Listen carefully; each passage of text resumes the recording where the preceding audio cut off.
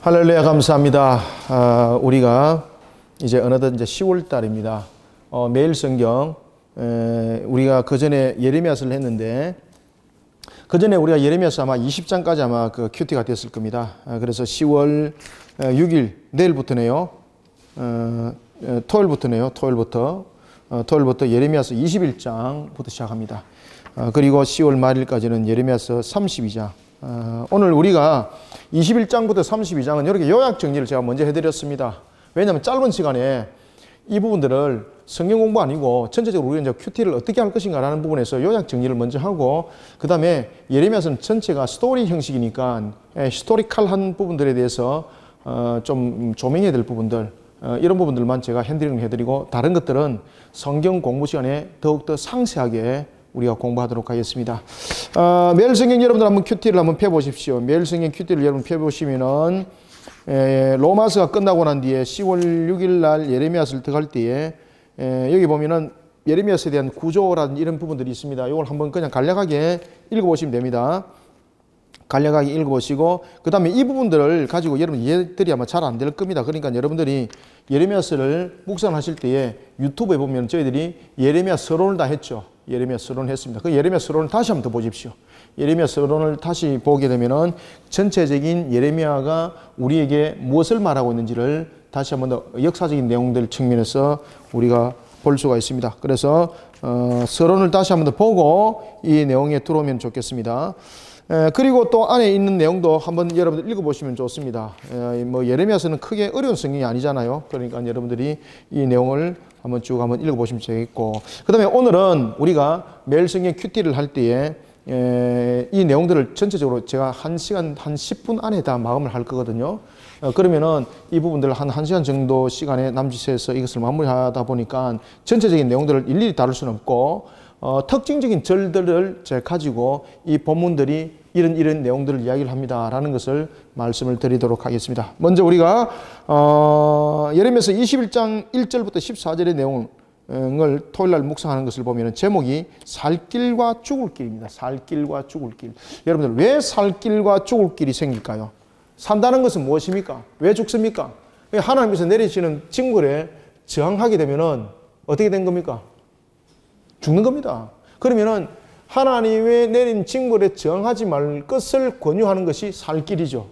그래서 여기서 살 길과 죽을 길은 어떤 것인가 라는 것에 대해서 이 내용을 담고 있습니다. 하나님께서 내리신 징벌에 저항하지 마라. 우리가 예레미야서를 통해서 우리가 묵상해야 될 것 가운데서 여러분들 하나가 있다면은 우리가 이제 반드시 이제 기억해야 될 것은 뭔가 하면은, 하나님은 반드시 그 값을 묻는다는 겁니다. 그 값을 물으신다. 하나님은 그 값을 반드시 여러분을 물으십니다. 그 값을. 그래서 그 값에 대해서 우리는 저항하는 자가 아니라 우리가 다윗처럼 그 값에 대해서 자신의 모습을 오히려 바르게 세워나가는 그런 모습이 필요합니다. 그래서 살 길과 죽을 길은 무엇인가? 21장에서 무엇입니까? 하나님께서 내리신 징벌. 왜 하나님께서 징벌 내렸습니까? 징벌 내린 이유가 있죠. 왜 징벌 내렸습니까? 징벌 내릴 이유가 뭡니까? 불신이죠. 불신. 하나님을 향한 불신. 그 다음에 우상화적인 이 요소들, 이 모든 부분들은 이 속에 여러분이 잘 아시고 있는 것처럼 말 그대로 이 악한 영에 의해서 다스림 받는 거죠. 그렇기 때문에 이 징벌이라는 것은 두 가지의 요소를 가지고 있습니다. 첫 번째, 이 징벌이라는 것은 그 죄에 대해서는 값을 묻되, 두 번째는 무엇입니까? 죄의 단절을 말합니다. 단절. 그래서 예레미야가 하나님께서 내리신 징벌을 저항하지 말라는 겁니다. 하나님께서 내리시는 징벌을 저항하지 말라는 것은 두 가지 이유를 담고 있습니다. 첫 번째는 죄는 반드시 값이 있다는 거죠. 그런가 하면은 왜 하나님께서 징벌을 내릴까? 이 불신과 우상화 요소, 악한 영을 어떻게 하는 겁니까? 단절하는 거예요. 단절하는 거.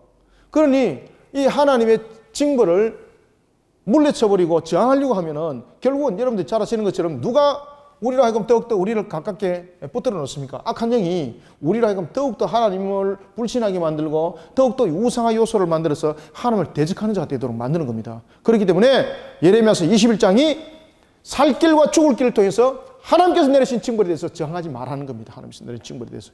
이제 아시겠죠?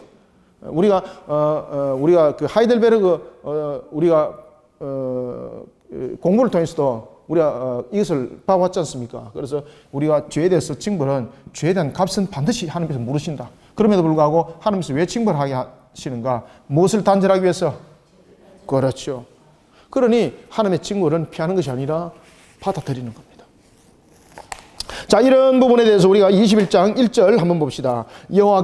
여호와께로부터 에레미야에게 말씀이 임하시니라. 시드기야 왕이 말기야의 아들 바술과 제사장 마세야의 아들 스바야를 예레미야에게 보냈습니다. 그러면서 무슨 말씀을 하실까? 예레미야를 통해서 이 6절을 통해서 이런 말씀을 하세요. 내가 또 사람이나 짐승이나 이성에 있는 것을 다 치리니 그들이 큰 전염병에 죽으리라.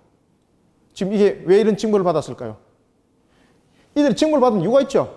바로 불신과 우상화에 대한 요소였습니다. 그런데 그것을 그들이 깨달았을까? 못 깨달았을까요?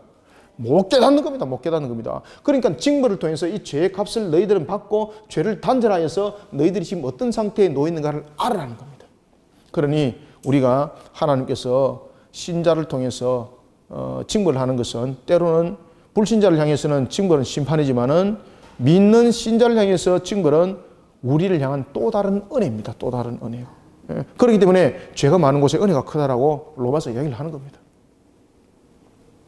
자, 9절도 한번 읽어볼까요? 이 성읍에 사는 자는 칼과 기근과 전염병에 죽이려니와 너희를 애워싼 갈대아인에게 나가서 항복하라는 자는 살 것이라. 그의 목숨은 전리품과 같이 되리라. 아멘. 바벨론이 너희들 죄값을 통해서 내가 바벨론을 사용해서 너희들을 칠 것인데 너희들은 그 바벨론 앞에 어떻게 하라는 겁니까? 항복해라는 겁니다. 항복해라. 그럼 너희들이 살 것이다. 지금 하나님께서 그들이 불신과 우상화 요소를 담고 있는 것을 통해서 바벨론을 징계도로 지금 사용했다는 이야기입니다. 그런데 그들을 향해서 항복한다는 것은 죄에 대한 값을 지불받는 것이고 죄를 단절하는 요소가 된다는 겁니다. 죄에 대한 값을 하는 것은 그들에게 항복하게 되면 항복하는 것으로 끝나는 것이 아니라는 거죠. 항복하는 것으로 끝나는 것이 아니라 그들의 목숨이 전리품과 같이 될 것이다. 이거는 무엇입니까? 옆에다 써놓으세요. 죄에 대한 값입니다. 죄에 대한 값. 전리품은. 아시겠죠? 그래서 우리는 무작정 자신이 잘못한 것에 대해서 회개도 없고 값의 지불도 없으면서 그냥 피하려고 하는 이런 용서, 이건 그냥 대단히 잘못된 겁니다. 내가 잘못한 것에 대해서는 어떤 부분에서 값이 있어야 되는 거죠. 그러면서 우리는 이 값이 다음부터 이런 부분들이 생기지 않도록 우리는 죄를 단절하는 거죠. 그런데 이런 부분들이 성립이 안 되니까 다음에 또 똑같은 거가 또 피할 방법만 이렇게 피하면 되더라라는 요령만 생기게 되는 거죠. 그래서 이런 부분들을 21장은 묵상을 잘 하셔야 됩니다. 그 다음에 이제 22장에 보면은 매일 성경은 심판의 근거와 정의와 공의를 말하고 있습니다. 왜 심판은 일어나는가? 특히 이제 왕들이 문제였습니다. 22장에 보면은 이 왕들이 아주 문제가 일어나게 되는 겁니다. 그래서 하나님의 공의를 이끌어내지 못하는 왕들. 여러분들, 이스라엘의 왕들은 어떤 자들입니까? 하나님의 대리적 통치자죠. 하나님의 대리적 통치자들인데 이들이 하나님의 공의를 살려내지 못하고 있습니다. 그러니 그들에게는 책임이 충될 수밖에 없는 겁니다. 책임이 충될 수밖에 없는 겁니다. 그래서 심판의 근거를 말하고 있는 거죠. 자, 한번 보겠습니다. 자, 22장 1절 함께 읽습니다. 시작. 여호와께서 이와 같이 말씀하시되 너는 유다 왕의 집에 내려가서 거기에서 이 말을 선언하라. 어떤 말을 선언하라 그랬을까요? 3절 읽습니다. 시작. 여호와께서 이와 같이 말씀하시되 너희가 정의와 공의를 행하여 탈취당한 자를 압박하는 자의 손에서 건지고 이방인과 과와 과부를 압제하거나 학대하지 말며 이곳에서 무지한 피를 흘리지 마라. 뿐만 아니라 하나님께서는 그들을 왜 심판하시는가 하면 그들이 결국은 하나님을 향해서 패역한 족속들이 되었고 그리고 또한 하나님의 대리적 통치자로서의 그 역할을 감당하지 못했기 때문에 지금 징계를 받는 거예요. 그런데 이 징계가 가벼운 징계가 아니라는 겁니다. 심지어 9절 보세요. 8절과 9절에 보면은 여러 민족의 소문거리가 되게 만들겠다. 그러면서 예루살렘이 멸망한 것을 보고 지나가는 다른 이방인들이 뭐라고 말하도록 만드는 겁니까? 저 봐라. 저들은 자신의 신을 똑바로 섬기지 못해서 그 신이 노하여서 이 성을 회파시켰다. 이것이 소문거리가 되게 만들겠다는 겁니다. 무서운 거죠, 그죠? 자, 9절 읽습니다. 8절 9절 시작. 여러 민족이 이 성읍을 지나가며 서로 말하기를 여호와가 이 큰 성읍에 이같이 행하면 어찌 됨인고 하겠고, 그들이 대답하기는 이는 그들이 자기 하나님 여호와의 언약을 버리고 다른 신들에게 절하고 그를 섬긴 까닭이라 하셨다 할지니라. 아멘. 이방인들도 우리들도 그런 짓 안 하는데 이 말입니다. 자신이 신을 던져버리고 다른 신을 섬겼다는 것은 그 백성이 안 되겠다는 것이거든요. 그러니 그 신이 이들을 벌할 수밖에 없다. 지금 이렇게 말하고 있는 겁니다. 그래서 우리가 22장을 통해서는 하나님의 공의를 이끌어내지 못한 왕들이 왜 패역하게 됐는가, 그리고 그 나라가 왜 패역하게 됐는가, 여기에 대해서 반드시 책임이 있다는 것을 우리에게 말을 하고 있고, 그리고 또한 매일 성경도 보면은 심판의 근거는 바로 정의와 공의였다. 아시겠죠? 심판의 근거는 무엇이었습니까? 그렇죠. 심판의 근거는 무엇입니까? 그렇죠. 정의와 공의다. 정의와 공의. 심판의 근거는 바로 이와 같이 정의와 공의라는 것을 알아라. 그래서 우리가 13절 한번 읽어보겠습니다. 시작. 불의로 그 집을 세우며 부정하게 그 다락방을 지으며 자기의 이웃을 고용하고 그의 품삯을 주지 아니한 자에게 화가 있을지언정. 그 다음에 16절. 그는 가난한 자. 여기서 여러분들 그는이라는 것은 말 그대로 여러분들 그 당시에 왕들을 말하고 있습니다. 자, 16절 읽습니다. 시작. 그는 가난한 자와 궁핍한 자를 변호하고 형통하였나니 이것이 나를 알미 아니냐 여호와의 말씀이니라. 17절. 그러나 네 두 눈과 마음은 무엇으로 탐욕과 무지한 피를 흘림과 압박과 포악을 행하려 할 뿐이니라. 아멘. 이와 같이 그 나라의 하나님의 법도와 규례가 무너져 버려서 정의와 공의가 안 세워졌을 뿐만 아니라 하나님의 대리적 통치자들조차도 자신이 그 권위와 권세를 통해서 누리는 것으로 연약한 자들을 오히려 빼앗고 이런 일들을 하더라는 겁니다. 그러니까 하나님께서 그들을 둘 수 없다는 거죠. 그러니까 하나님께서 그들을 심판할 수밖에 없다는 겁니다. 그래서 심판의 근거가 무엇인가? 나라가 이와 같이 정의와 공의가 무너져 버렸고 하나님의 대리적 통치자 왕은 이미 그가 하나님의 또한 정의와 공의를 살리지 못하고 그가 앞장서서 타락하는 짓을 하더라. 그를 어떻게 둘 수 있는가? 그런 나라를 어떻게 둘 수 있는가? 내가 심판할 수밖에 없다라고 말하는 것이 자 22장의 내용이 되겠습니다. 자, 그러면서 이제 23장의 내용들을 이제 보면은 23장의 내용을 보면은 매일 성경은 보면은 선한 목자에 대한 내용들을 말하고 있습니다. 자, 그러면은 이 무너지는 것을 통해서 무너지는 것만을 이야기를 하게 되면은 여러분 이스라엘에 소망이 뭐가 있습니까? 하나님의 나라의 백성이라고 말했는데 하나님께서 말씀하실 때에 이들을 번성하게 할 것을 말씀하셨고 그들이 누릴 것을 말씀하셨고 이렇게 말씀하셨는데 그들을 그냥 말 안 듣는다고 그냥 쫓아보내버리고 그냥 패망하게 만들어버렸습니다. 라고 이렇게 역사 속에서 정리하고 끝나면 끝나는 것인가? 그러면 하나님께서 맺은 언약은 무엇인가? 하나님께서 말씀하십니다. 이 상태에 놓여져 있을 때에 그러면 이렇게 21장과 22장 통해서 말씀하십니다. 바로 징벌은 무엇이라는 겁니까? 불신과 우상화 요소, 악한 영으로부터 구별해내는 것을 말하고 있었고, 그리고 그 징벌은 바로 죄에 대한 값이었고, 그리고 무엇은 단절이다? 그렇죠. 그러면은 하나님께서 이와 같이 죄에 대한 값과 단절을 통해서 무엇을 하기 위해서 죄를 단절시킵니까? 그렇죠. 회복시키기 위해서. 그래서 23장에는 보면은 장래에 되어질 일에 관한 예언을 합니다. 이때에 메시아의 도래와 거짓 선자에 대한 내용들을 그 시대뿐만 아니라 장차 일어날 이제 일에 관한 부분들을 23장이 다시 함께 조명해 주고 있습니다. 자, 여기에 대해서 한번 보겠습니다. 23장 2절을 한번 읽어보겠습니다. 시작. 그러므로 이스라엘의 하나님 여호와께서 내 백성을 기르는 목자에게 이와 같이 말씀하시니라. 너희가 내 양떼를 흩으며 그것을 몰아내고 돌보지 아니하였도다. 보라, 내가 너희의 악행 때문에 너희에게 보응하리라. 여호와의 말씀이니라. 아멘. 저 녹화 지금 되고 있나요?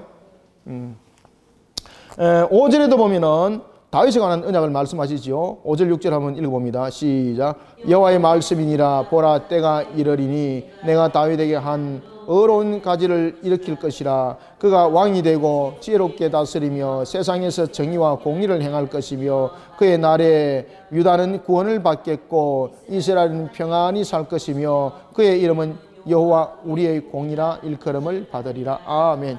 자, 여러분들 여기 보면은 다윗의 한 의로운 가지가 나타날 것을 말하고 있습니다. 여기서 다윗의 의로운 한 가지.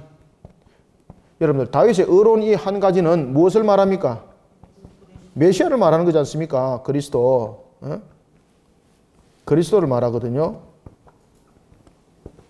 그러면은 의로운 한 가지는 뭐 때문에 생겨납니까? 무엇 때문에 생겨납니까? 이게 무엇입니까? 이 의로운 한 가지는 말 그대로 대속을 이룰, 우리의 구속을 이룰 구속자요 대속자를 말하고 있습니다. 그러면 우리가 그런 죄악 가운데 놓여지던 우리의 모습들 속에서 죄는 반드시 그 값을 하나님은 물으신다는 거죠. 하나님께서. 그때에 하나님께서는 그 언약을 이루실 것을 다윗의 한 가지를 통해서 이 언약을 이룰 것인데 이것은 장차 있을 인류에 대한 전체적인 인간 구원론을 이 시간에 담고 있는 겁니다. 그래서 이스라엘이라는 이 모습을 통해서 장차라는 내용들은 구원의 백성들을 향한 전체 내용들을 담고 있는 것이 23장의 내용이 되겠습니다. 아시겠죠? 그래서 23장 이 내용들을 통해서는 우리의 십자가, 우리의 구원 뿐만 아니라 예수 그리스도께서 우리를 대속하신 이 모습, 이것은 모든 것은 하나님께서 우리에게 언약을 이루심인데 정작 우리는 그 값을 물으실 때조차도 하나님께서는 우리에게 은혜를 다하사 하나님 자신이 우리의 값이 되어주셨다는 겁니다. 하나님 자신이 우리의 값이 되어주셨다는 겁니다. 이런 부분들을 함께 여러분들 묵상해 나가시길 바랍니다. 그래서 우리가 여러분 보십시오. 그렇기 때문에 우리는 어떤 부분에서도 영적 부분에 우리는 민감해야 됩니다. 이런 영적 세계 속에서 일어나는 이런 죄에 대한 문제, 그리고 이 죄에 대한 단절에 대한 문제, 이 부분도 쉽지 않더라는 겁니다. 그렇기 때문에 이 악한 영이 가만둘 수 없는 거죠. 이 부분에 대해서 이 일들이 속히 일어나도록 이 악한 영이 이것을 두겠습니까? 이것을 두게 되면 자신의 세상, 자신이 다스리는 권세가 없어지는데 그러면 이 악한 영이 어떻게 하겠습니까? 악한 영이 누구를 또 세운다는 이야기입니까? 악한 영이 거짓 선자를 세운다는 겁니다. 거짓 선자. 그러니까 거짓 선자를 조심하라는 겁니다. 거짓 선자를 세울 것이다. 응? 거짓 선지자. 이 거짓 선자를 세울 것이니 너희들은 삼가 조심하라. 그것이 23장의 내용입니다. 자, 23장 한번 볼까요? 이 거짓 선자들이 어떻게 하는가 하면은 너희들은 종말이 없다. 평안하다. 죄에 대한 값은 무슨 죄에 대한 값? 이런 것들은 너희들이 성립이 될 수가 없다. 그래서 이 거짓 선자가 항상 이야기를 하는 것이 뭔가 하면은 항상 평안을 이야기를 하더라. 평안을 이야기하더라. 종말은 없을 것이다. 심판은 없을 것이다. 이런 부분들이 우리에게 오늘도 주어지는 내용이라면은 이거는 여러분들 반드시 적그리스도의, 다시 말하면은 이 악한 영에 의해서 움직이는 자라 여러분 보시면 됩니다. 무지하여서 그렇게 말하는 자도 있고요. 악한 영에 의해서 말하는 자도 있습니다. 반드시 여러분 종말의 심판은 옵니다. 17절 한번 읽어보겠습니다. 시작. 항상 그들이 나를 멸시하는 자에게 이르기를 너희가 평안하리라 여호와의 말씀이니라 하며 또 자기 마음이 완악한 대로 행하는 모든 사람에게 이르기를 재앙이 너희에게 임하지 아니하리라 하였느니라. 아멘. 이게 여러분 거짓 선자의 대표적인 내용입니다. 이게 너희들이 평안히 있을 것이다. 이것이 예레미야 시대 때도 그대로 여러분 일어났었습니다. 예레미야 시대 때도 여러분 보시면은 이 거짓된 선자가 왕이 뭐라고 말합니까? 왕이여, 이 전쟁은 하나님께서 이기게 하실 것입니다. 심지어 예레미야가 하나님의 죄에 대한 값에 대해서 우리는 분명히 살 길을 찾아야 되는 것은 죄에 대한 징벌에 대한 값을 우리는 지불해야 되는 것이고 이 과정을 통해서 우리는 죄를 단절해야 됩니다. 그럴 때 하나님께서 우리를 회복시킵니다. 라는 부분들을 예레미야는 분명히 이야기를 했습니다. 그때에 거짓 선자가 뭐라고 말합니까? 예레미야를 오히려 가둬버립니다. 이것이 종말 때에 나타나는 상황들입니다. 예레미야 시대뿐만 아니라 말입니다. 예레미야는 여러분들 50년이 넘는 선자 생활을 하면서 그는 참으로 많은 환난을 겪을 때에 그에게 가장 환난을 겪게 만드는 일에 지름길을 놨던 자가 누구였는가 하면 거짓 선자들이었습니다. 거짓 선자들. 우리가 신앙을 하는 데 있어서 가장 여러분들 우리로 하여금 혼동되게 만드는 것 가운데서 하나가 뭔가 하면 장차 일어날 거짓 선자들입니다. 거짓 선자다. 선자는 무엇입니까? 말씀을 들고 있는 자들입니다. 이 거짓된 말씀을 배우게 되면 큰일 난다는 거죠, 여러분들. 심지어 거짓 선자들은 누구의 이름으로 예언합니까? 그럼요. 25절에 그 내용을 이야기를 합니다. 25절 한번 읽어봅니다. 25절, 26절 시작. 내 이름으로 거짓을 예언하는 선자들의 말에 내가 꿈을 꾸었다 말하는 것을 내가 들었노라. 여러분들 이거 신천지가 말 잘하는 거죠, 그죠? 내가 기도하는데 내 꿈의 환상 중에서 내가 여러분들 만났습니다. 집에 어려운 거 봤습니다. 이러면서, 그죠? 참 재밌습니다. 자, 26절 시작. 거짓을 예언하는 선자들이 언제까지 이 마음을 품겠느냐? 그들은 그 마음에 간교한 것을 예언하니라. 아멘. 이 거짓 선자들은 자신들이 가지고 있는 이 거짓을 절대 품지 않습니다. 이 거짓 선자들의 장점은 무엇입니까? 자신들이 품었던 거짓을 항상 토해내야 됩니다. 우리는 토해내기보다는 우리가 때를 기다리지만은 이들은요, 자신이 가지고 있는 것을 항상 토해냅니다. 그리고 이 악한 영은 토해내는 그가 쓰임을 다 받았다 싶으면은 악한 영은요, 이 쓰임 다 받고 쓰임이 필요가 없으면은 저 스스로 이 또한 악한 무리들을 제거합니다. 그리고 또한 새로운 무리를 만들어가지고 또 도구로 사용하고. 32절도 읽습니다. 시작. 여호와의 말씀이니라. 보라, 거짓 꿈을 예언하여 이르며 거짓과 헛된 자만으로 내 백성을 미혹하게 하는 자를 어떻게 하리라? 내가 치리라. 내가 그들을 보내지 아니하였으며 명령하지도 아니하였나니 그들은 이 백성에게 아무 유익도 없느니라. 여호와의 말씀이니라. 아멘. 알겠죠? 그래서 여러분들요, 우리가 이 땅 위에 일어나는 우리의 불신에 관해서, 우상 숭배에 관해서는 반드시 징벌이 있습니다. 이것이 은혜인 줄 아시길 바랍니다. 왜 그럴까요? 왜 은혜입니까? 죄에 대한 것, 왜 은혜일까요? 죄에 대한 것은 반드시 값이 있습니다. 값으로 끝나는 것이 아니죠. 이 징벌 속에는 값만 있는 것이 아니라 무엇을 가지고 있다? 죄의 단죄를 가지고 있기 때문에, 그래서 악한 영들이 이 징벌을 가지고 징벌이라 말하지 아니하고 오히려 너희들에게 평안이 있을 것이라 속이는 겁니다. 그러면서 그 징벌을 회피하도록 하는 겁니다. 자, 이것이 23장의 내용이고, 그 다음에 24장 보십시오. 자, 24장은 이제 두 광주리의 묘하가에 대한 비유를 통해서 우리에게 말씀을 주는데, 이 부분들은 살아올 자와 그리고 살아서 돌아올 자와 돌아오지 못할 자, 다시 말하면은 우리가 돌아올 자와 그리고 남을 자, 어디에 남습니까? 바벨론에. 여기서 남을 자는 여러분 좋은 의미에서 남을 자가 아닙니다. 그냥 바벨론 포로입니다. 이거 바벨론 포로 가운데서 남을 자를 말하고 있고, 여기서 돌아올 자는 무엇입니까? 예루살렘으로 귀향할 자가 됩니다. 예루살렘으로.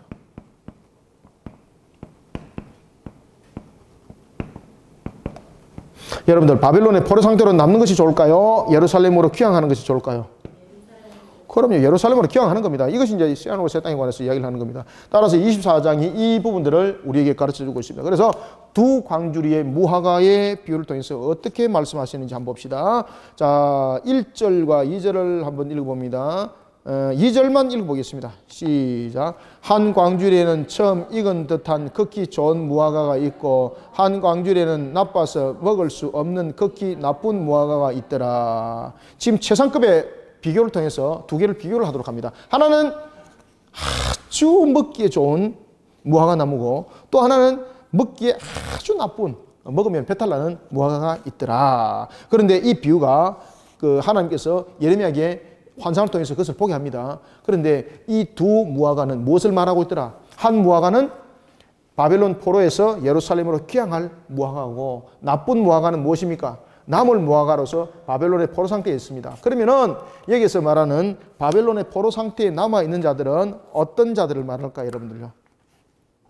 여기서 바벨론의 포로에 있는 것은, 포로에 남은 것은, 남아있는 자들은 전부 다 여러분 그런 것이 아닙니다. 그 속에는 다니엘과 같은 자도 있었고, 스스로 고자된 자도 있었고, 그 다음에 바벨론의 포로에서 돌아온 것도 1차, 2차, 3차 순차적으로 돌아오지 않습니까? 그런데 여기서 이제 말하는 것은 바벨론에 남은 자들은 다 그렇습니다라는 것이 아니라, 이 바벨론의 포로 상태에 놓여 있어서 나쁜 무화과로 비유되고 있는 자들은 뭔가 하면은 회개를 거부하는 자들입니다. 회개 거부. 예루살렘으로 귀환할 자들은 무엇입니까? 자신의 죄에 대해서 값을 낼 뿐만 아니라 회개를 통해서 무엇을 단절하는 자들입니까?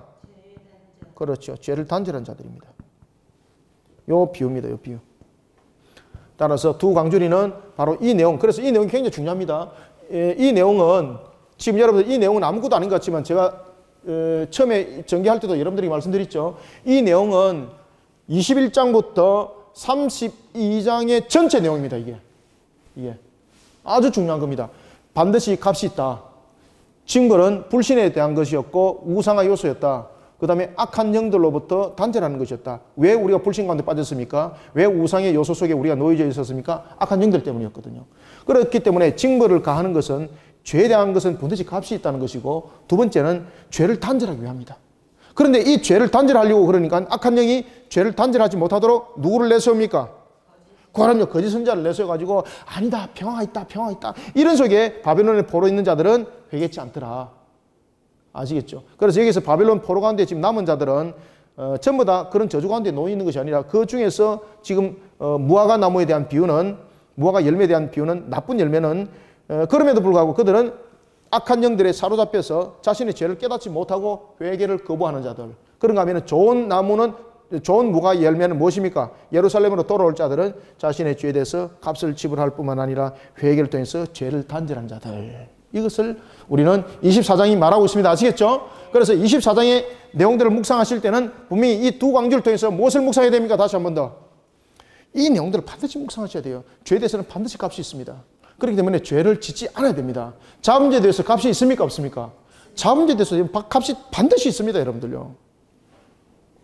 자범죄를 지었는데 오늘 내가 회개하면 끝나? 아닙니다. 여러분들. 주님께서는 분명히 죄에 대해서, 그 죄에 대해서도, 자범죄에 대해서 값 묻습니다. 그리고 그 죄를 단절하도록 하는 겁니다. 내가 오늘 자범죄 범했습니다. 죄에 대해서 값을 지불 안 합니다. 그러면 그 사람은 내일은 그 자범죄, 더 크게 자범죄 범할 수 있습니다. 맞습니까? 그러면서 이거 회개는 완전히 액세서리가 되는 겁니다. 죄는 반드시, 여러분, 자범죄도 반드시 값이 있어요.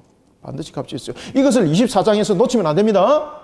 그 다음에 25장을 보겠습니다. 자, 25장은 전체적인 내용은 바로 회개하지 않는 자를 향한 멸망의 선포와 그에 따른 값입니다. 그러면은 매일 성경은 25장을 어떻게 보고 있는가? 25장 1절부터 14절 보십시오. 심판, 끊임없는 불순종의 결과. 바로 이거죠. 회개하지 않는 자를 향한 멸망의 선포, 그에 따른 값이죠. 그에 따른 값. 불순종하는 결과는 무엇인가? 값이라는 겁니다. 값이라는 겁니다. 그 값은 바로 뭔가 하면 70년 동안, 70년. 그래서 여러분들 이스라엘 백성들이 왜 70년의 포로를 생활했을까? 70은 무슨 뜻입니까? 7. 그렇지. 완전한 거. 그 다음에 열은 뭐예요? 충만한 수죠. 그러면은 그 죄에 대한 70년이라는 것은 이스라엘 백성들이 범했던, 밑에 보입니까? 네. 70년 포로는 무엇을 말하고 있습니까? 7이 완전수를 말하고 있고, 7이 완전수를 말하고 있고, 7이 완전수입니다. 그 다음에 열은 충만을 담고 있죠. 그러면은 이 70년 포로라는 것은 무엇입니까? 죄의 값에 대해서 하나님께서 이 값을 완전히 받는다는 겁니다. 완전히. 70년 포로라는 것은 이제 의미를 여러분 아시겠죠? 야, 회필이면은, 뭐 7년도 아니고, 그래서 이 70년이라는 것은 바로 그 상징적인 의미를 함께 담고 가야 됩니다. 25장에서 이거 반드시 묵상하셔야 돼요. 자, 25장에 보면은 그 이야기를 분명히 하고 있죠. 유다에 대해서 70년에 관해서 이야기를 하고 있습니다. 그 내용들이 어디 나타나는가 하면 11절, 12절 봅시다. 자, 11절, 15절 한번 읽어봅니다. 시작. 이 모든 땅이 폐가 되어 놀랄 일이 될 것이며 이 민족은 몇 년 동안? 그렇죠. 70년 동안 바벨론의 누구를 섬기리라? 왕을 섬기리라. 여호와의 말씀이니라. 70년이 끝나면 내가 바벨론의 왕과 그의 나라와 갈대아인의 땅을 그 죄악으로 말미암아 벌하여 영원히 폐가 되게 하되 아멘. 이거는 여러분들 70년이라는 기간만 채운 건 말하는 것 아닙니다. 이 70년의 포로 속에도 보면은 무엇이 있었습니까? 두 광주리의 무화과 나무가 있었다니까요. 무화과 열매. 그래서 무조건 그 시간만 때운다고 되는 것 아닙니다. 시간을 때우는 것이 아니라 죄에 대한 반드시 값이 있을. 70년이라는 속에서 반드시 하나님께서 죄에 대한 값을 지불했을 때에 그를 회복시킨다는 것이지 70년 시간 때웠기 때문에 회복시킨다는 건 절대 아닙니다, 여러분들. 그래서 혹이나 그 어떤 사람들은 그렇게 가르치더라고요. 마치 70년을 하나님께서 마치 둔 기간으로 생각하고 있습니다. 분명히 70년이라는 기간은 맞지만은 이 70년이라는 기간은 시간 때우는 기간이 아닙니다. 이 70년은 무엇입니까? 죄에 대해서 확실하게 값을 다 받아내는 기간입니다. 그러면 이 70년 기간은 이스라엘 백성들 입장에서는 무엇입니까? 철저한 회개, 철저한 회개. 그리고 철저한 죄로부터 단절, 우상으로부터 단절, 불신으로부터 벗어나는 것. 그렇죠? 이것을 함께 담고 있는 것이 바로 25장의 내용인 것입니다. 그래서 회개치 않는 자를 향해서는 오직 멸망밖에 없습니다. 70년의 회복도 없어요. 70년의 회복이라는 것은 말 그대로 완전수. 70년의 포로는 다시 한번 더 이야기합니다. 70년의 포로는 무엇이다? 죄를 향한 완전한 값의 지불. 죄에 대한 완전한 값의 지불. 이것을 70년의 포로라고 말한다. 그러면 70년의 포로를 통해서는 죄에 대한 완전한 값만 있는 것이 아니라 어떻게? 죄에 대한 완전한 단절. 이것이 하나님 은혜 속에서 함께 일어나는 것이다. 그것을 70년 포로라고 말하는 것이다. 이것을 25장을 통해서 여러분 묵상하셔야 됩니다. 그런 뒤에 하나님께서는 이스라엘을 회복시키기 위해서 열방들을 하나하나 꺾어버린다는 거죠.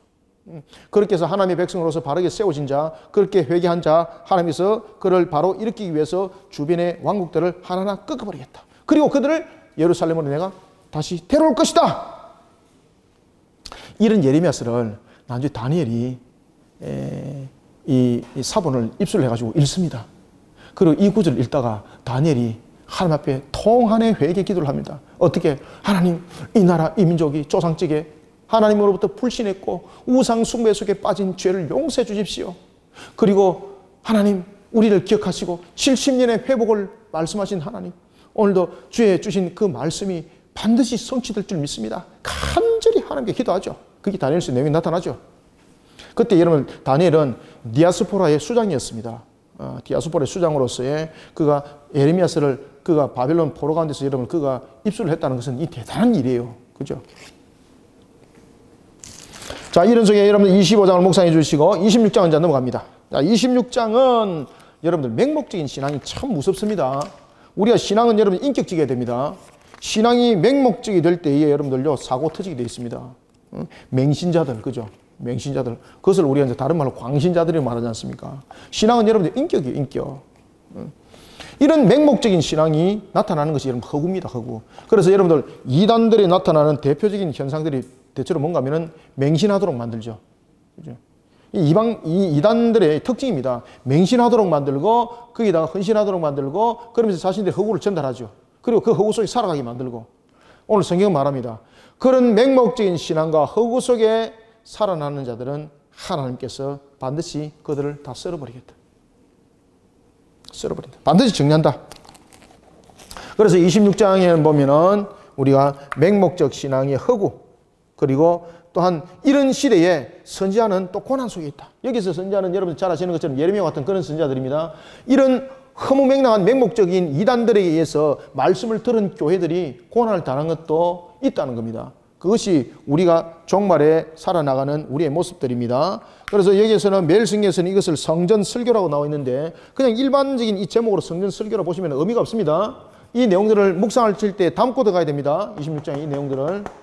그렇기 때문에 우리는 맹목적 신앙으로 세워지는 것이 아니라 무슨 신앙으로 자신을 세워야 됩니까? 그렇지, 인격적 신앙으로 세워야 돼. 인격적 신앙으로. 인격적 신앙은 여러분 말씀과 기도 속에서 만들어지는 것이지 사람 속에서 만들어지는 것 아닙니다. 하나님과의 우리의 모습 속에서 만들어지는 것입니다. 따라서 우리는 이런 맹목적 신앙 속에 허구 속에 빠지지 않기 위해서는 우리가 인격적 신앙으로 만들어 가야 되는데 이런 인격적 신앙 속에서 살아가는 자들을 우리가 말씀의 선자라고 말하고 있는데 이들은 고난을 당합니다. 왜 그렇습니까? 이 악한 일이 가만두나? 알겠습니까? 이 악한 일이 가만두지 않습니다. 그럼에도 불구하고 우리는 하나님께서 이기게 하십니다. 이것을 26장을 통해서 여러분 묵상하셔야 됩니다. 그래서 자 26장 5절 한번 읽어볼까요? 시작. 내가 너희에게 나의 종 선자들을 어떻게 한다? 꾸준히 보내어 그들의 말을 순종하라고 하였으나 너희는 어떻게 했더라? 순종하지 않았더라. 아시겠죠? 악한 영이 막아내는 거예요. 그러면서 악한 영이 자신에게 맹신하도록 만드는 거예요. 그럼에도 불구하고 주님께서는 우리에게 이렇게 말씀하십니다. 그러나 16절 봅니다. 읽습니다. 시작. 고관들과 모든 백성이 제사장들과 선자들에게 이르되 이 사람이 우리 하나님의 이름으로 우리에게 말하였으니 죽일 만한 이유가 없느니라. 아멘. 지금 여러분들 잘 아시는 것처럼 이 악한 영에 의해서 이 거짓 선자와 그리고 그들과 함께 했던 이 제사장들이 예레미야를 죽이려고 그러죠. 그런데 하나님께서 어떻게 합니까? 이런 맹신 가운데, 허위 가운데 놓여있는 자들을 하나님께서는 선자를 그냥 고난 가운데만 두는 것이 아니라 어떻게 합니까? 지키시는 거예요. 지키시는 거예요. 지키시는 거예요. 그렇기 때문에 우리가 마지막 종말 때에 말씀을 들은 선자가 우리가 당할 고난이 있을지라도 떨지 마십시오. 여러분들 우리가 그 속에서 우리가 불안 속에서 살아가지 마십시오. 하나님이 우리를 동력할 자 붙여주시고 우리를 또한 함께 힘을 내어서 달려갈 수 있는 자 함께 하도록 만들어주십니다.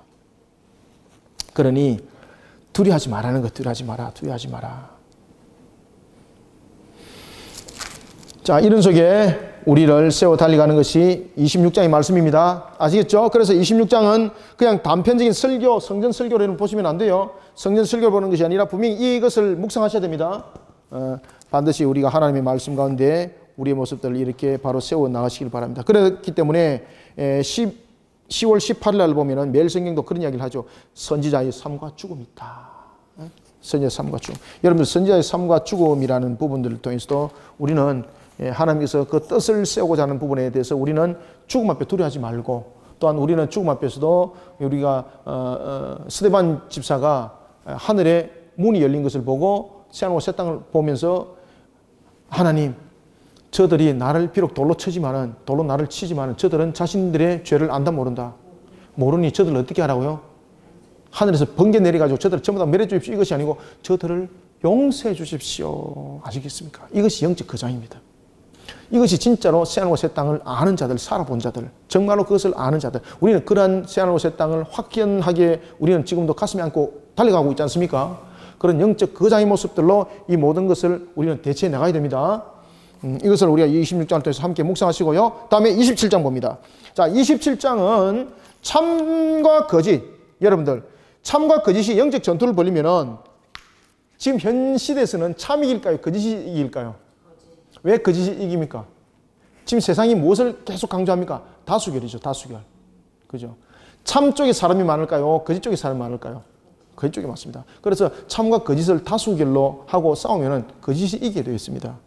그런데 그런 영적 세계도 똑같습니다. 그런데 진정한 마지막 최후의 승리는 죄송합니다. 거짓이 이기지 못합니다. 거짓이 이기지 못합니다. 이것을 우리가 여러분 묵상하시길 바랍니다. 그래서 여러분들 이 거짓 선자가 예레미야의 그 고난의 그 선포, 바벨론에 의해서 포로에 살아가는 상태 이런 부분들을 이야기를 할 때에 이 거짓 선자가 특히 여러분 보시면은 거짓 선자가 예레미야의 목에 있던 그 멍에를 벗어내서 꺾어버립니다. 그런데 하나님께서는 그 멍에가 그냥 단순한 멍에가 아니라 이것이 반드시 함께 될 멍에인데 더 큰 멍에로 더 고난의 멍에로 바꿔버리죠. 하나님이. 이런 속에 여러분 그 거짓 선자는 어떻게 되는지 한번 보십시오. 자, 우리가 27장 2절, 3절, 4절, 5절까지 한번 읽어봅니다. 시작. 여호와께서 이와 같이 내게 말씀하시되 너는 줄과 멍에를 만들어 네 목에 걸고 유다의 왕 시드기야를 보러 예루살렘에 온 사신들의 손에도 그것을 주어 에돔의 왕과 모압의 왕과 암몬 자손의 왕과 두로의 왕과 시돈의 왕에게 보내며 그들에게 명령하여 그들의 주에게 말하게 하기를 만군의 여호와 이스라엘의 하나님께서 이와 같이 말씀하시되 너희는 너희의 주에게 이같이 전하라. 나는 큰 능력과 나의 쳐든 팔로 땅과 지상에 있는 사람과 짐승들을 만들고 내가 보기에 옳은 사람에게 그것을 주었노라. 아멘. 거짓 선지자들, 거짓 예언을 하는 자들 어떻게 할까? 여러분 한번 볼까요? 9절 10절 읽습니다. 시작. 너희는 너희 선자나 복술자가 꿈꾸는 자나 술사나 요술자가 이르기를 너희가 바벨론의 왕을 섬기게 되지 아니하리라 하여도 너희는 그렇죠. 듣지 말라. 그 다음에 계속합니다. 그들은 너희에게 거짓을 예언하여 너희가 너희 땅에서 멀리 떠나게 하며 또 내가 너희를 몰아내게 하며 너희를 멸망하게 하느니라. 아멘. 그 말을 따라가면은 너희들은 멸망하게 된다. 절대 따르지 마라. 절대 따르지 마라. 그리고 14절에 보면은 바벨론 왕을 섬기라는 것은 무엇입니까? 죄단 값이다. 죄단 값. 그의 종이 되라는 것이 아니다. 죄단 값이다. 그 다음에 죄단 단절을 말하고 있다. 죄단 단절. 그러면은 그 남은 이제 영적 싸움에서 우리가 반드시 일어서야 되는데 처음에는 참이 질 것 같지만은 결국은 참이 이긴다. 그래서 우리는 이런 27장을 묵상하실 때는 참과 거짓 세계에 우리 지금 살아가고 있습니다. 다수결로 말하면은 거짓이 이길 수밖에 없는 세상입니다. 그럴지라도 우리는 참을 지켜나가는 자들이 되어야 합니다. 고수하는 것이 아니라 지켜나가는 자들이 되어야 합니다. 그 지켜나가기 위해서는 무엇이 필요합니까? 영적 싸움이 필요하다니까. 영적 싸움. 영적 싸움이라는 것은 맥살 지고 싸우는 것 아닙니다. 이 영적 싸움이라는 것은 말 그대로 우리가 말씀을 살아가는 거죠. 이 속에서 영적 싸움이 일어나는 거죠. 불의함을 안 취하는 거죠. 음란함을 취하지 않는 거죠. 부정을 취하지 않는 거죠. 이런 영적 싸움을 치러 나가시길 바랍니다. 이런 속에 반드시 참은 이기게 되어 있습니다. 누가 승리케 하십니까? 그렇죠. 하나님이 거짓이 아니고 참이시기 때문에 정리하시게 하신다. 아시겠죠? 자, 그 다음에 이제 28장, 이제 절반 이상이 넘었네요. 자, 28장을 보면은, 자, 매일 성경은 우리에게 무엇을 말하고 있는가 하면은 예언의 대결입니다. 예언의 대결. 그냥 예언의 대결 이렇게 제목이 나오니까 이게 좀 우리에게 헷갈리게 할 수가 있어요. 그 예언의 대결이라면은 우리가 참된 예언, 거짓된 예언, 지금 두 대결이 지금 한다는 이야기지 않습니까? 그런데 여러분들이 여기서는 조금 더 이 내용들을 확인하게 이렇게 펼쳐보시길 바랍니다. 그래서 이 대결은 영적 암흑시대에 지금 나타나는 것이다. 이 영적 암흑시대에 나타나는 거짓된 예언 속에 우리는 항상 노출되어 있다는 것을 우리는 함께 묵상하셔야 됩니다. 지금 이 시대에 여러분들 보시면은요, 수많은 말씀들이 동영상을 통해서, 유튜브를 통해서 뿐만 아니라 인터넷을 통해서 그리고 TV를 통해서 막 나타납니다. 그렇다고 해서 그것을 덥석덥석 물면 안 됩니다, 여러분들요. 바른 진리를 가르치는 정통교리를 가르치고 바른 말씀을 가르치는 그 속에 우리가 배워 나가야 되는 것이지 무조건 이것이 야 듣기 좋네 뭐 잘하네 맞는 것 같네 라고 하다가 여러분 덥석 물려서 여러분들은 이 영적 암흑기에 거짓된 연속에 낚시되는 겁니다.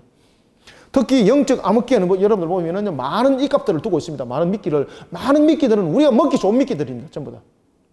그렇기 때문에 아무거나 물면 안 됩니다. 그래서 우리가 바른 성경 가르침이 그만큼 중요한 겁니다. 교회는 성경을 바르게 가르치는데 힘을 다하고 생명을 다해야 됩니다. 교회가 성경을 가르치지 않으면서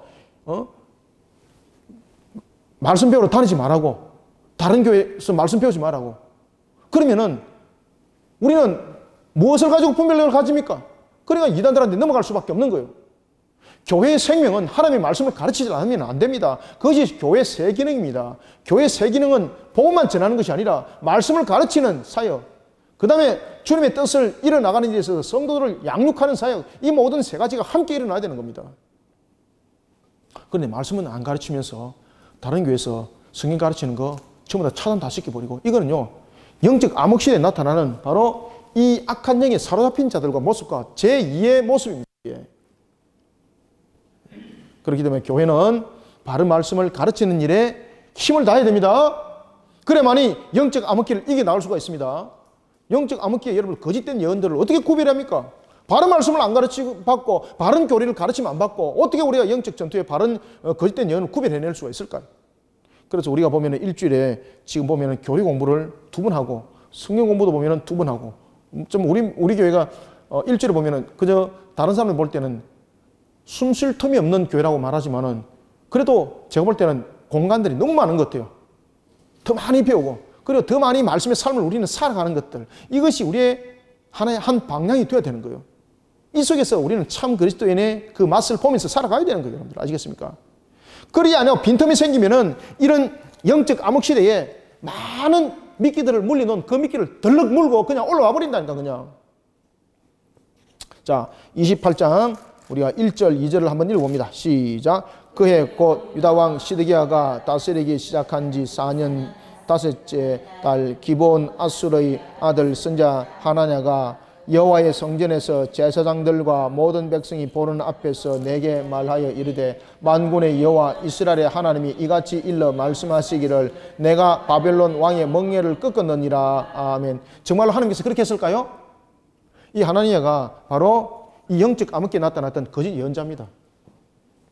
이 거짓 예언자들은 우리가 필요한 곳을 싹 다 긁어주는 거예요. 여러분들 하나님의 말씀을 증거하면서 들을 때도 나의 가장 간지러운 부분들을 그저 듣고 렐로만 하지 마시고 나를 신앙의 인격으로 만들어가는 것을 먼저 하셔야 됩니다. 자, 4절도 읽어봅니다. 시작. 내가 또 유다의 왕 여호야김의 아들 여고니아와 바벨론으로 간 유다 모든 포로를 다시 이곳으로 돌아오게 하리니 이는 내가 바벨론의 왕의 멍에를 꺾을 것임이라 여호와의 말씀이니라 하시니라. 아멘. 그때에 여호와의 선지자를 통해서 주님께서 뭐라고 말씀하십니까? 6절 7절 읽습니다. 시작. 선지자 예레미야가 말하니라. 아멘. 여호와는 이같이 하옵소서. 여호와께서 네게 예언한 말대로 이루사 여호와의 성전 기구와 모든 포로를 바벨론에서 이곳으로 되돌아오기를 원하노라. 그러나 내가 네 귀와 모든 백성의 귀에 이르기를 이 말을 잘 들으라. 아멘. 10절 읽습니다. 시작.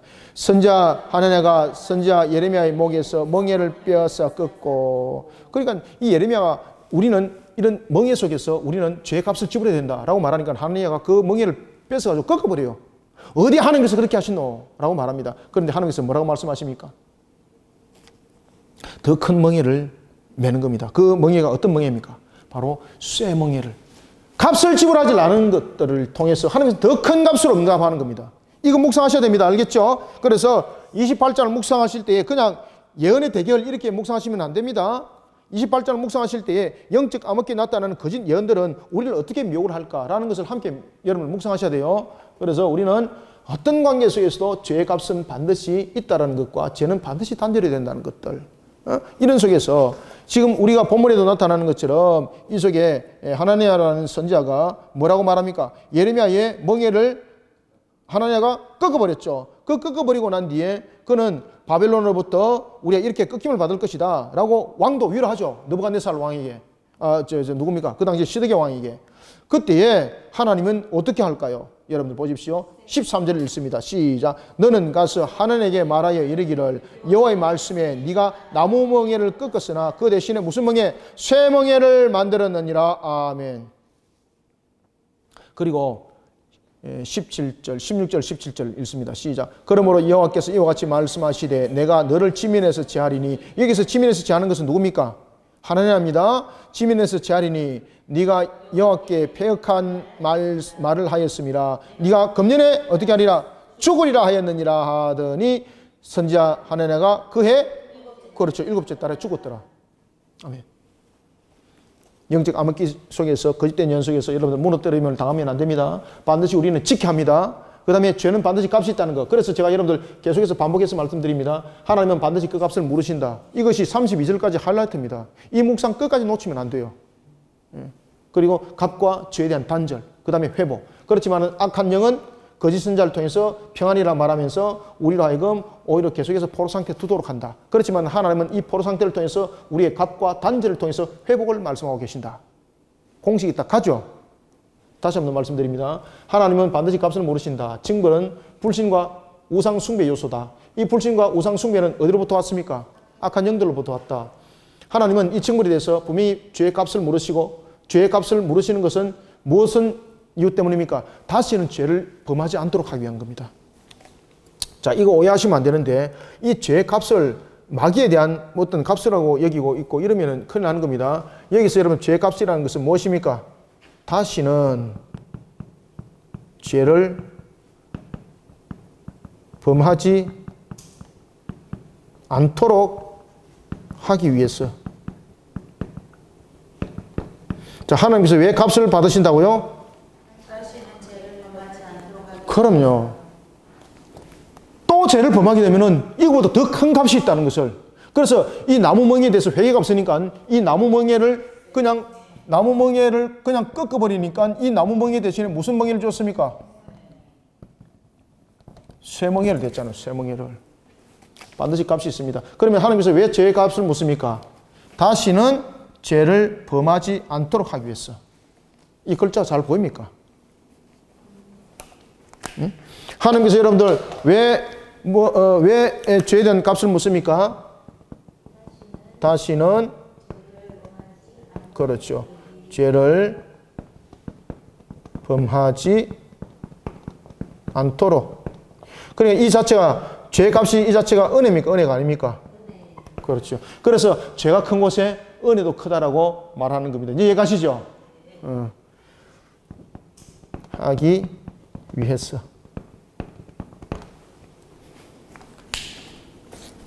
이것을 28장을 통해서 반드시 묵상하셔야 됩니다. 자, 다음에 29장은 하나님의 값으로 우리는 바르게 세워져야 됩니다. 하나님의 값으로.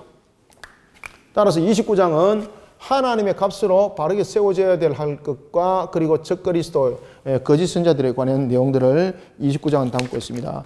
자, 매일 성경은 이제 보겠습니다. 이제 마무리 이제 점점 되어지고 하고 있는데 29장에는 보면은 매일 성경은 바벨론 정착에 대한 명령, 그냥 이렇게 하니까 크게 의미가 없죠. 그래서 요 묵상으로 따라가시기 바랍니다. 하나님의 말씀으로 바르게 세워져야 할 것과 거짓 선자들. 그런데 하나님의 말씀으로, 하나님의 값으로 바르게 지금 세워져 나가려고 그러는데 이 바르게 세워져 나가려는 것에 대해서 누가 방해를 한다는 겁니까? 그렇죠. 거짓 선자. 이것이 종말의 내용입니다. 종말의 내용. 이것이 우리의 삶들의 모습이기도 합니다. 그러면 오늘도 내가 하나님의 말씀으로 바르게 세워져서 지금 나오자 하는데 나 주변에 거짓 선자와 같은 이런 모양을 가진 자들은 누군가 한번 여러분들 한번 확인 한번 해보세요. 여러분들요. 나중에 보면은 그것이 의외로 나중에 내 모습입니다. 내 모습. 내가 그냥 그렇게 판단해가지고 내가 그렇게 다 만들어 놓은 것들이에요. 내가 겁나는 거예요. 여러분들요. 그래서 이 29장을 통해서는 나를 반드시 돌아보는 묵상이 되어야 됩니다. 29장을 통해서. 아시겠죠? 그래서 우리는 자 70년 다시 한번 더 29장 10절도 그것을 강조하죠. 자 계속해서 지금 예레미야서가 이 내용 속에서 70년의 역사를 계속 강조를 하고 있다. 왜 70년 역사를 강조합니까? 죄에 대한 값을 완전히 그렇죠. 지불하는 것. 자, 29장 10절 읽습니다. 시작. 여호와께서 이와 같이 말씀하시니라. 바벨론에서 70년이 참해 내가 너희를 돌보고 나의 선한 말을 너희에게 성취하여 너희를 이곳으로 돌아오게 하리라. 아멘. 하나님의 값으로 바르게 세우시길 바랍니다. 거짓 선자들의 미혹과 유혹에 따라가시면 안 됩니다. 이 거짓 선자들은 오직 무엇만 합니까? 오직 유혹만 합니다. 유혹만. 알겠죠? 따라서 29장을 묵상한 요 두 가지를 함께 묵상하세요. 하나님의 값에 대해서는 우리를 바르게 세워야 된다. 그런데 그것을 바르게 세우지 못하도록 마귀가 거짓 선자를 통해서 주변과 환경을 통해서 유혹한다. 그러면 나의 주변 속에서 이 거짓 선자의 모습들은 어떤 모습으로 나타나는가를 한번 찾아보십시오. 한번. 알겠죠? 이것이 함께 묵상되어야 됩니다. 그래야만이 우리가 다시는 제2, 제3의 포로가 안 됩니다. 이거 확인 안 하면 제2, 제3의 포로 돼요. 간단하게 넘어갑니다, 여러분들.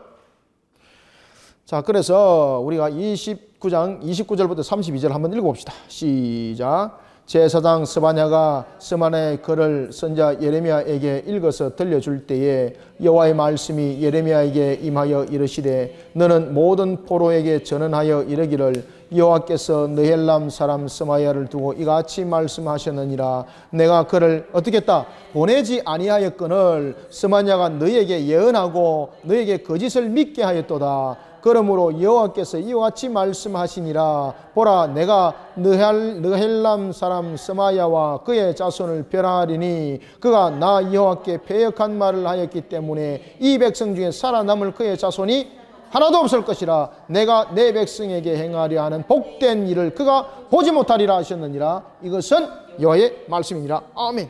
오, 겁나죠? 그의 후손 자손까지 그냥 하나님께서 그냥 멸해버리겠다는 겁니다. 자, 이런 가운데 이제 우리가 30장은 어떤 묵상을 해야 될까? 이스라엘의 회복을 묵상하셔야 됩니다. 그래서 여러분들 매일 성경도 보면은 멍에를 끄끄리라. 멍에를 누가 끄습니까? 하나님께서, 주님께서 멍에를 끄셨거든요. 그런데 주님께서 멍에를 끄을 때에 기간이 70년이라는 기간이 찼기 때문에 마치 우리가 교도소 살 때에 15년형 같으면 15년형이 찼기 때문에 나오는 것. 이거 아닙니다. 여기서 멍에를 꺾어주는 것은 바로 무엇입니까? 이 내용들을 다시 한 번 더 반복합니다. 이 내용들을 다시 한 번 더 반복해야 됩니다. 30장 아시겠죠? 이거 절대 반복 놓치면 안 돼요. 이거는 마치 여러분들 수학의 피타고라스 삼각형에 대한 무슨 원리라든지 이런 내용들과 똑같이 여러분들 이 부분들이 성립이 돼야 되는 겁니다. 이 부분들이 지금 함께 예레미야서에는 성립이 되고 있는 겁니다. 이 자체가. 핵심입니다. 예레미야서에 이게. 멍에는 우리가 꺾을 수 없어요. 그런데 거짓 선자는 멍에를 자신들이 꺾는다고 말합니다. 여러분 속으면 안 됩니다. 주님께서 말씀하십니다. 자, 7절, 3절 한번 읽어봅니다. 시작. 여호와의 말씀이니라. 보라, 내가 내 백성 이스라엘과 유다의 포로를 돌아가게 할 날이 오리니 내가 그들을 그 조상들에게 준 땅으로 돌아오게 할 것이니 그들이 그 땅을 차지하리라. 여호와께서 말씀하시느니라. 아멘. 7절, 슬프다 그날이여 그와 같이 엄청난 날이 없으리라. 그날은 야곱의 환난의 때가 되미로다. 그러나 그 환난에서 구하여 내미 얻으리로다. 아멘. 그래서 여러분들요, 이 부분들은 반드시 여러분들 기억해야 될 것은 우리가 30장을 통해서 이스라엘의 회복은 그냥 단순한 기간으로서 일어나는 회복이 아니다. 이 회복은 또다시 한 번 더 말씀드립니다. 무엇이 반드시 있다? 값이 분명히 있다. 값이 분명히 있다. 그 다음에 죄에 대한 단절이 분명히 있다. 그래서 이것이 두 광주리의 42장에 24장의 두 광주리의 좋은 무화과다. 좋은 무화과. 좋은 무화과를 말하고 있습니다. 따라서 우리가 이제 30장을 통해서는 하나님께서는 이와 같이 이스라엘을 그저 회복시킬 뿐만 아니라 그 회복을 통해서 하나님께서는 그 당시에 받았던 상처까지 치료하시고 이런 부분들을 다 함께 하시는 겁니다. 자, 11절 한번 읽어봅니다. 30장 11절 시작. 이는 여호와의 말씀이라. 내가 너와 함께 있어 너를 구원할 것이라. 너를 흩었던 그 모든 이방을 내가 멸망시키리라. 그럴지라도 너만은 멸망시키지 아니하리라. 그러나 내가 무엇을 따라? 그렇죠. 자, 핵심 딱 줄 끊었어요. 내가 무엇을 따라? 그렇죠. 법에 따라 너를 징계할 것이요. 맞죠? 그죠? 핵심이에요. 무엇을 따라 징계할 것이라? 법을 따라. 그러면 법을 따른다는 것은 무엇입니까? 하나님의 정의와 공의. 하나님의 정의와 공의는 우리로 하여금 왜 죄의 값을 지불하도록 하는 겁니까? 다시는 죄를 범하지 않도록 하기 위한 겁니다. 아시겠습니까? 그렇기 때문에 죄의 값은 은혜입니다. 은혜. 자, 계속해서 읽을까요? 내가 법에 따라 너를 징계할 것이요 결코 무지한 죄로만 여기지 아니하리라. 아멘. 다음에 15절도 읽어봅니다. 너는 어찌하여 네 상처 때문에 부르짖느냐? 네 고통이 심하도다. 네 악행이 많고 네 죄가 허다함으로 내가 이 일을 너에게 행하였느니라. 아멘. 무엇입니까? 또 죄의 값에 대해서 이야기하죠. 그죠? 그러면은 이 죄의 값은 다시 한 번 더 이야기합니다. 왜 값을 지불하도록 합니까? 다시는 죄를 범하지 않도록 하기 위한 하나님의 은혜. 그러면서 동시에 죄를 단절하게 만드는 겁니다. 그러면서 어떻게 하신다고요? 회복시키는 거예요. 회복. 그런데 마귀는 어떻게, 악한 영은 어떻게 한다고? 거짓 선지자를 통해서 아니다 아니다 너에게 평안이 있을 것이다 말하고 있다. 여기 예레미야서의 공식입니다. 예레미야서 공식. 자, 다음에 이제 31장 보겠습니다. 31장은 회복받은, 그러면은 이스라엘이 누릴 이제 무엇입니까? 축복이에요. 축복.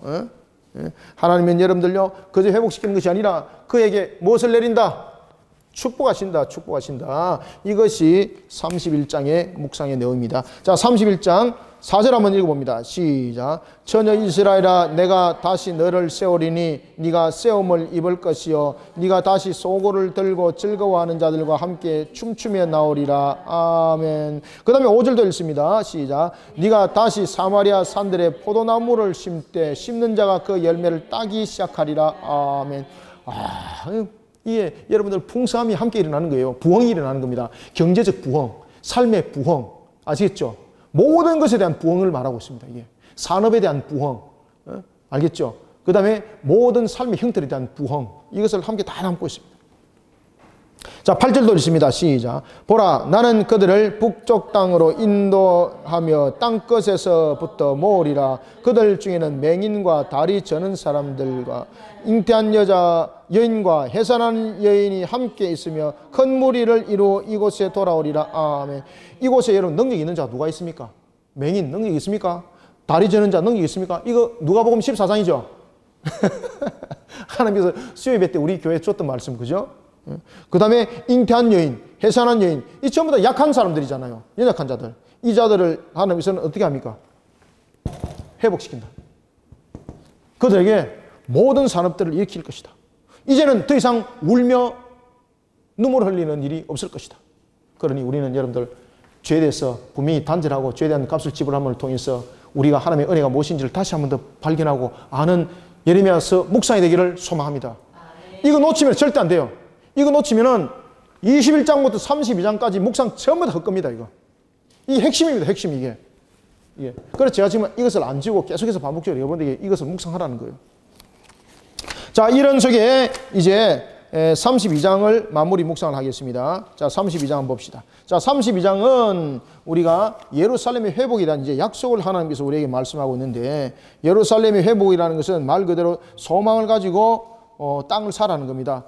매일 성경도 이제 그 이야기를 하고 있습니다. 소망을 가지고 땅을 사라. 여러분들 전쟁이 났습니다. 포로로 끌려갑니다. 그런데 포로로 끌려가면 그 땅은 누구 땅입니까? 내 땅, 내 소유 없습니다. 그런데 그 땅을 하나님께서는 예레미야 보고 사라는 거예요. 이거는 무슨 약속을 하고 있는 겁니까? 다시 돌아올 것에 대한 약속을 말하고 있는 거예요. 그래서 이스라엘의 회복을 하나님께서 말씀하십니다. 따라서 우리는 하나님께서 우리를 회복시킬 것을 여러분 믿으시고 그 말씀 가운데 오늘도 기쁨으로 수목하면서 살아가는 우리 성도들이 되시길 바랍니다. 그렇기 때문에 세상의 방법 구하지 마시고 온전하게 하나님의 법도와 규례에 따르시고 그 율례 속에서 오늘도 우리의 이 처절하고 비참한 우리의 모습들을 돌이켜보면서 묵상들을 잘 하시기 바랍니다. 자, 몇 절만 읽어보고 마무리합니다. 자, 여러분들 읽어보겠습니다. 예레미야에게 하나님께서 그 땅을 사라 그럽니다. 숙부의 땅을 사라 그럽니다. 자, 읽어봅니다. 7절 시작. 보라, 네 숙부 살롬의 아들 하마넬이 네게 와서 말하기를 너는 아나돗에 있는 내 밭을 사라. 이 기업을 물을 권리가 네게 있느니라 하리라 하시더니 아멘. 9절 10절 11절 시작. 내 숙부 아들 하나멜의 아나돗에 있는 밭을 사는데 은 70이 아니고 17세계를 달아주되 정서를 써서 봉인하고 정인을 세우고 은을 저울에 달아주고 무엇에 따라 법과 규례대로 봉인하고 봉인하지 아니한 매매 정서를 내가 가지고 아멘. 이것은 무엇을 말하고 있는 겁니까? 지금 자신의 사촌은 무엇을 자신이 지금 이미 포로로 끌려가는 상태에서 이 부분들 재산 정리하는 거죠. 그러면은 다시는 돌아오지 못한다. 다시는 나의 소유가 되지 못한다는 것에 대한 이미 그는 스스로 판단을 하는 거죠. 그때 예레미야는 이것을 삽니다. 왜 삽니까? 그렇죠. 여러분들 하나님께서 우리를 회복시키는 데에서 확신을 가지시길 바랍니다. 주님께서 우리에게 약속하셨습니다. 반드시 성취됩니다. 이 믿음을 반드시 가지고 세상 속에 소망과 희망 잃지 마시길 바랍니다. 우리가 비록 지금은 찌들어 살고 있지만 하나님께서 우리에게 축복하신 이 축복이 반드시 성취된다는 것을 믿으시길 바랍니다. 그 정서를 놓치지 마시기 바랍니다. 세상 사람들은 어떻게 볼지 모르지만 말입니다. 15절 읽어봅니다. 시작. 만군의 여호와 이스라엘 하나님께서 이와 같이 말씀하시니라. 사람이 이 땅에서 집과 밭과 포도원을 다시 사게 되리라 하시니라 하니라. 아멘. 그러면서 41절 봅니다. 41절 함께 읽습니다. 시작. 내가 기쁨으로 그들에게 무엇을 주되 복을 주되 분명히 나의 마음과 정성을 다하여 그들을 어떻게 하리라? 그렇죠. 이 땅에 심으리라. 아멘. 그렇죠. 반드시 성취됩니다.